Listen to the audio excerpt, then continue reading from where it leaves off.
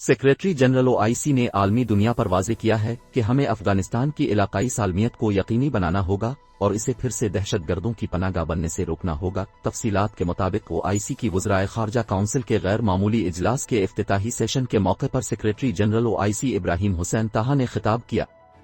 इब्राहीम हुसैन ताहा ने कहा कि अफगानिस्तान में बदलती सूरत हाल पर मुसलसल नजर रखे हुए हैं। ओआईसी अरकान अफगानिस्तान को बहरान से निकालने के लिए मदद करें ताकि अफगानिस्तान में अमन और तरक्की की राह हमवार हो सके। इब्राहीम हुसैन ताहा ने अपने खिताब में इस बात पर शिद्दत से जोर दिया कि अफगानिस्तान को फिर दहशतगर्दों की पनाहगाह बनने से रोकना होगा। इसके लिए मुस्लिम ममालिक समेत अमरीका और दीगर ममालिक भी इस इजलास को कामयाब बनाने में किरदार अदा करें। सेक्रेटरी जनरल ओआईसी का कहना था कि ओआईसी प्लेटफॉर्म से मैं अफगानिस्तान में अमन व इस्तेहकाम के लिए भरपूर हिमायत का अदा करता हूं। इस मौके पर ऑर्डन के वजीर खारजा ने कहा कि अफगानिस्तान इस वक्त इंसानी बहरान के दहाने पर खड़ा है और अफगान अवाम खुराक की किल्लत का शिकार है। अफगान अवाम की सलामती के लिए इक़दामात करना होंगे।